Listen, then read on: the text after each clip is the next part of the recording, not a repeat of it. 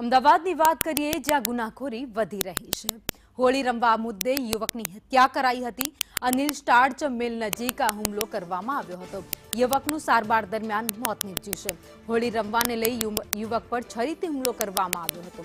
પોલીસે 4 આરોપીની ધરપકડ કરી લીધી છે।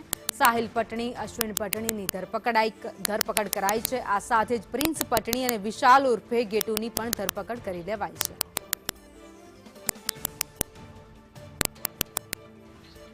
વધુ અપડેટ સાથે સંવાદદાતા જિગ્નેશ પટેલ અમારી સાથે જોડાઈ ગયા છે। જિગ્નેશ, હોળી રમવા બાબતે જે હુમલો કરવામાં આવ્યો હતો તેમાં સારવાર દરમિયાન યુવકનું મોત।